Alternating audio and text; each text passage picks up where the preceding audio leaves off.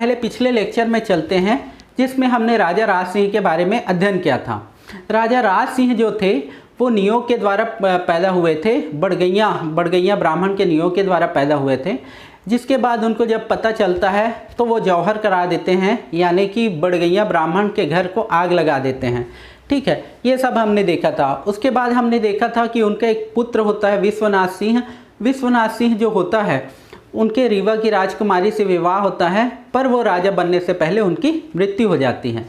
तब राजा राज सिंह द्वारा एक मोहन सिंह जो कहीं ना कहीं कलचुरियों के रिश्तेदार थे, उनको वो सत्ता हस्तांतरित मतलब उनको उत्तराधिकारी घोषित करते हैं।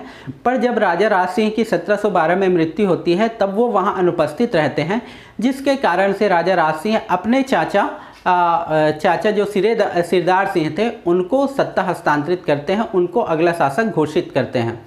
चूँकि जो मोहन सिंह था वो शिकार पे जाया रहता है और शिकार में आने तक उनको बहुत देर हो जाती, इस कारण सत्ता हस्तांतरण जरूरी था, इसलिए उन्होंने अपने चाचा जी को शासन हस्तांतरित कर दी। लेकिन इसका एक बैड इफेक्ट दिखता है कि आने वाले समय में जो मोहन सिंह था वो वाकई में जो रतनपुर के कलचुरियों को पराजित करने में एक महत्वपूर्ण भूमिका जो है वो निभाता है, अप्रत्यक्ष रूप से निभाता है, एक बहुत बड़ा षड्यंत्र करता है। उसको हम देखेंगे इसी लेक्चर में। तो हम स्टार्ट करते हैं सिरदार सिंह से। सिरदार सिंह जो 1712 से 1732 ईस्वी के मध्य शासन करता है, राज सिंह के चाचा थे और इनके कोई उत्तराधिकारी नहीं थे, इनका कोई पुत्र नहीं था, जिसके कारण इनको मोटिवेशन भी नहीं था और ये राजपाट में उतना रुचि भी नहीं लेते थे। ठीक है, तो 1712 से 1732 ईस्वी तक शासन करते हुए इनके कोई उल्लेखनीय कार्य नहीं मिलते हैं। ठीक है, उसके बाद एक चीज़ महत्वपूर्ण हो सकता है कि शासकों का क्रम पूछा जा सकता है, अंतिम जो कलचुरी शासक थे उनका क्रम। तो सिरदार सिंह के बाद उनके भाई होते हैं रघुनाथ सिंह, तो अपने छोटे भाई को सत्ता हस्तांतरित करते हैं।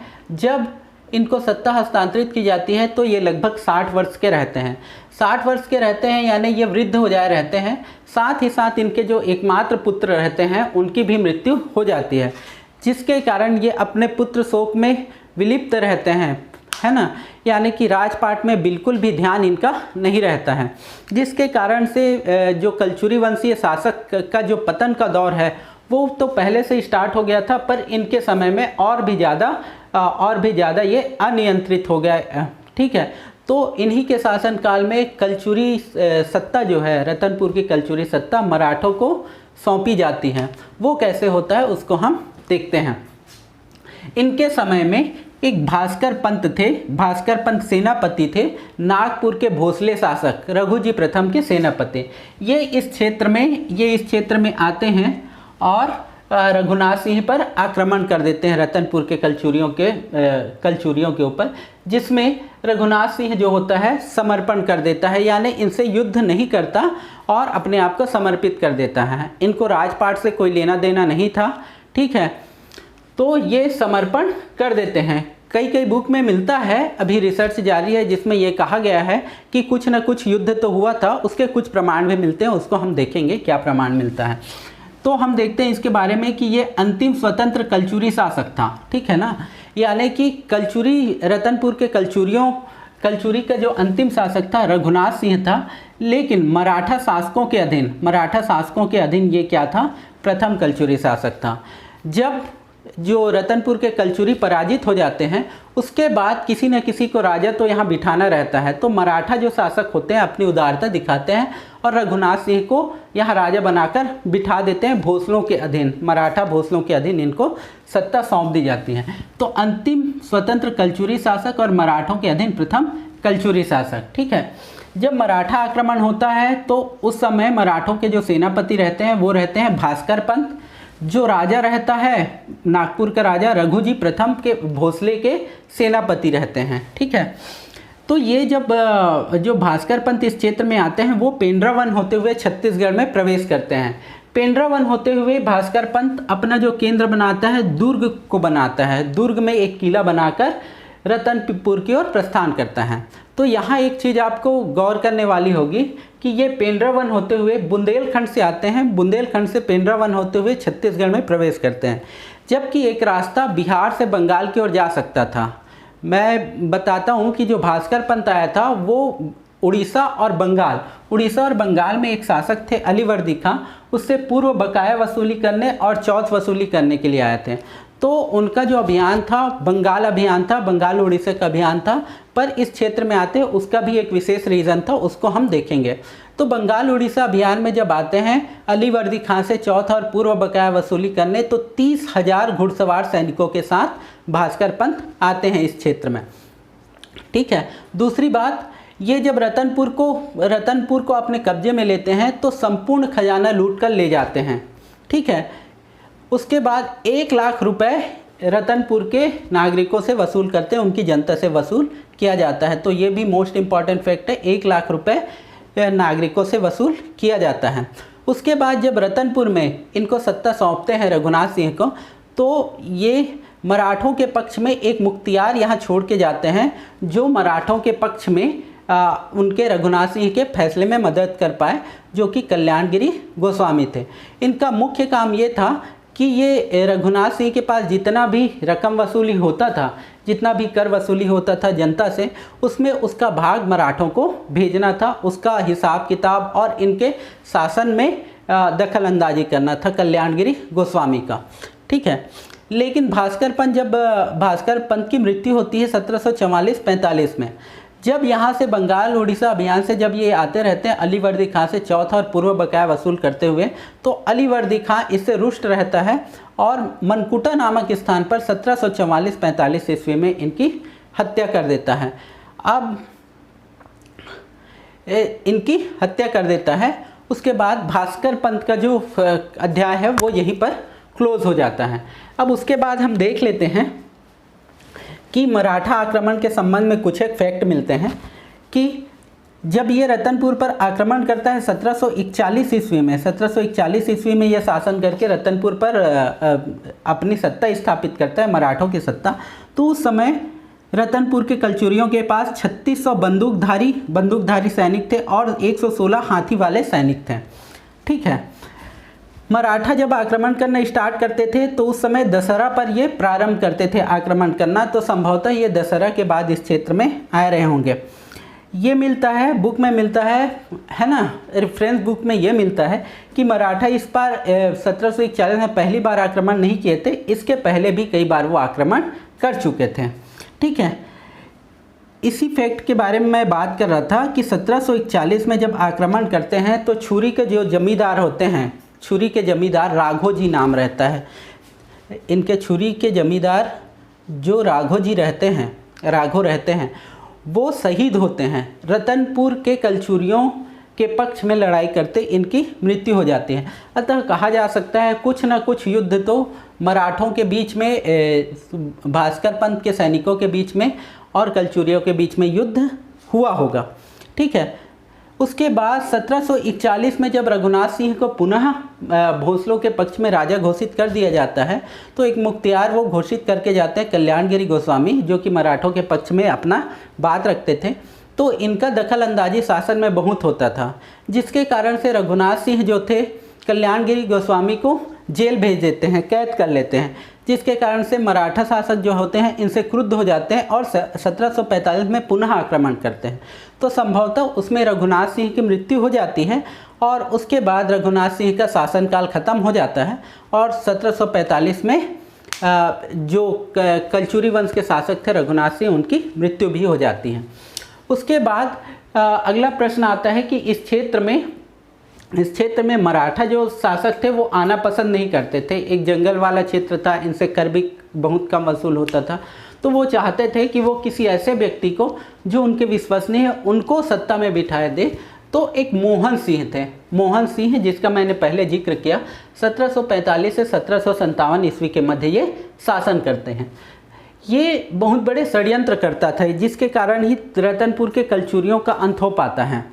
देखिए, जब इनको सिरदार सिंह के समय जब सत्ता नहीं मिली थी तो इनके मन में कुछ ना कुछ टेस रहा होगा रतनपुर के कलचुरियों के खिलाफ।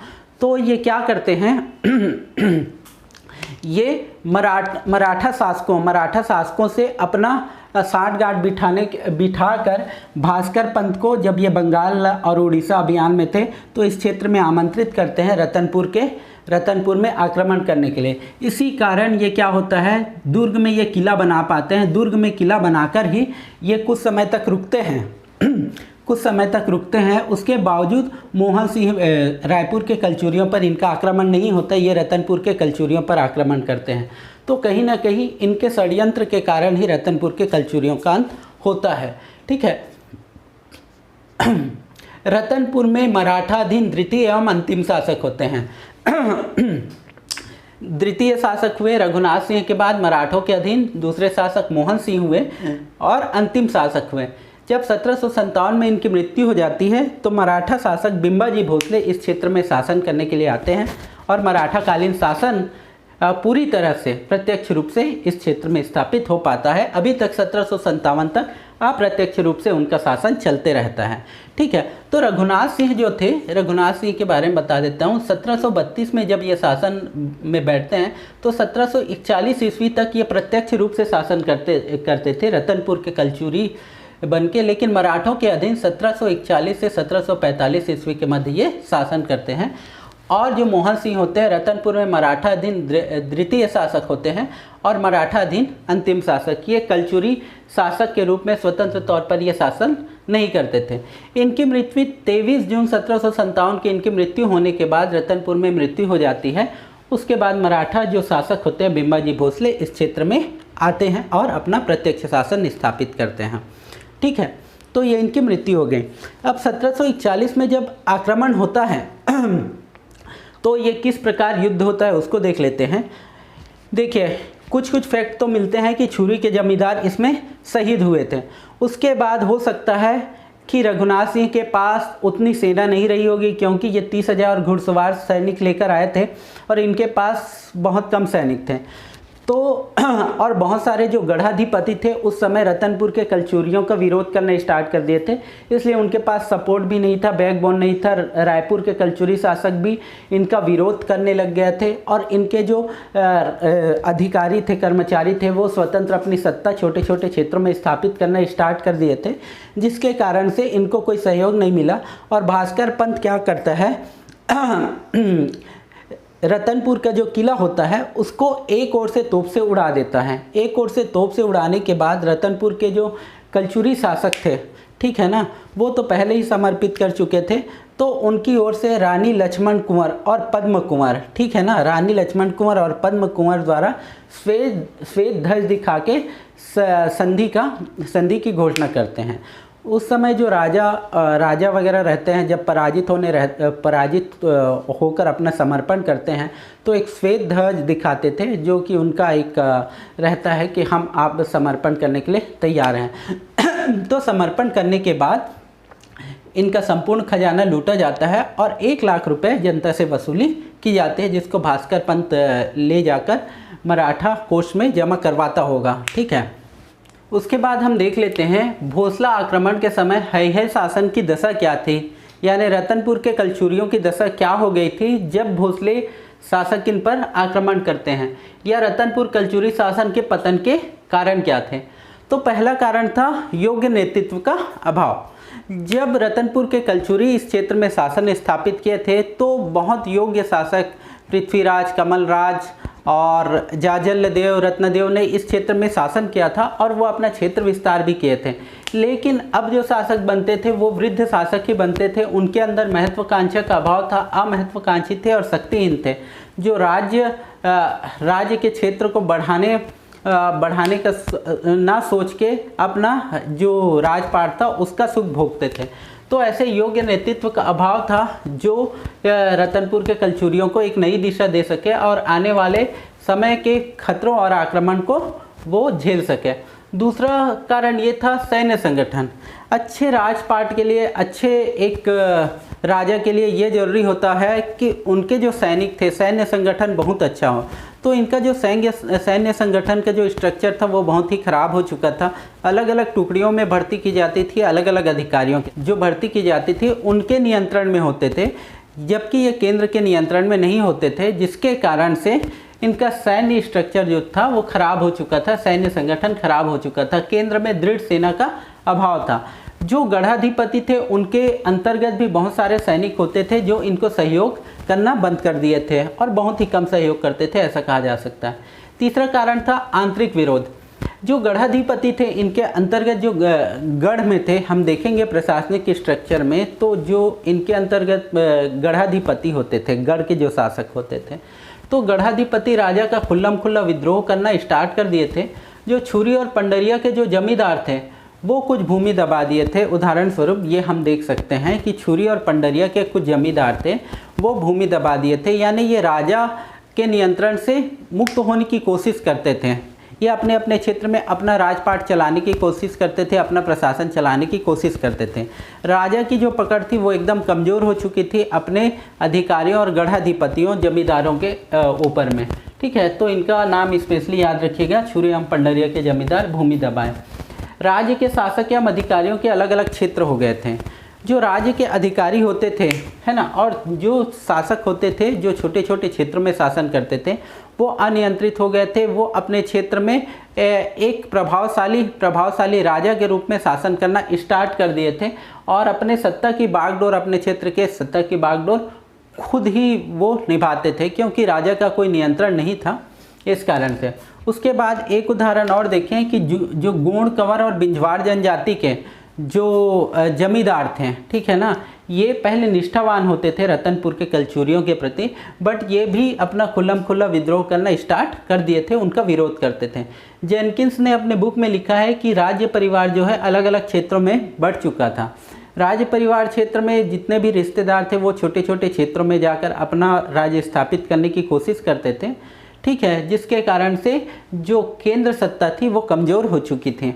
उसके बाद आर्थिक कारण देखें तो किसी भी राजपाट को अच्छे से चलाने के लिए आर्थिक रूप से संपन्न होना, राजकोष में धन होने की बहुत ही ज़्यादा कवायद रहती है।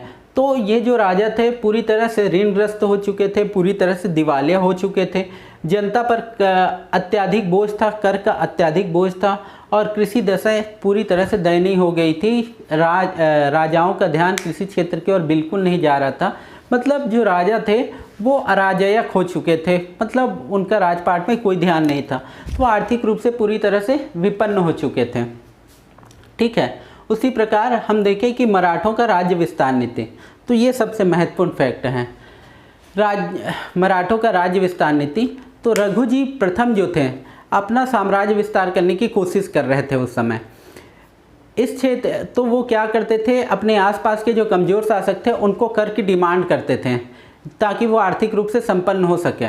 उसी कारण से जब भास्कर पंत इस क्षेत्र में आक्रमण करने के लिए जाते हैं तो उस क्षेत्र में जो छोटे छोटे शासक थे, जैसे रतनपुर के शासक थे, तो उनको क्या करते थे, वो एक सूचना भेजते थे कि आप कर पटाया। बहुत बार इंटीमेशन भेजा गया पर ये बुंदेलखंड भी पहुंच गए भास्कर पंत। उसके बाद जब इनका कर नहीं पटा तो वे मुड़कर फिर पेंड्रा की ओर चले गए। फिर वहाँ से ये दुर्ग में आकर बहुत समय तक वेट करते रहे कि कहीं ना कहीं कर पहुँच जाए, तो ये आक्रमण नहीं करते। बट फाइनली क्या होता है, इनके द्वारा कर नहीं पटाया जाता, रघुनाथ सिंह द्वारा कोई ध्यान नहीं दिया जाता मराठों को कर पटाने के लिए, तो उसके कारण भी ये इन पर आक्रमण करते हैं।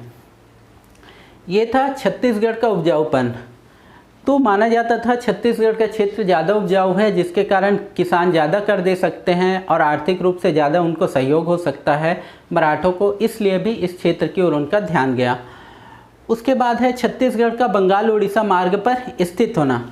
देखिए, मेन फोकस था मराठों का बंगाल और उड़ीसा क्षेत्र, जिस पर वो शासन करना चाहते थे, उस पर कर वसूली करना चाहते थे, क्योंकि जो छत्तीसगढ़ का क्षेत्र मानते थे एक जंगल क्षेत्र मानते थे जहाँ जनसंख्या बहुत कम थी, तो उनका मेन फोकस बंगाल और उड़ीसा की ओर था। पर बंगाल और उड़ीसा जाने के लिए मुख्य रूप से जो छत्तीसगढ़ का क्षेत्र था एक मार्ग के रूप में उपयोग किया जाता था। तो उनको लगता था कि अगर हम इस मार्ग पर हम कब्जा कर पाएँ तो बंगाल और उड़ीसा को जीतने का जो का मार्ग है वो अच्छे से प्रशस्त हो पाएगा। मीर हबीब का आमंत्रण, जो मीर हबीब था वो अलीवर्दी खां जो था वहाँ का बंगाल का नवाब, उनके विरोधी थे।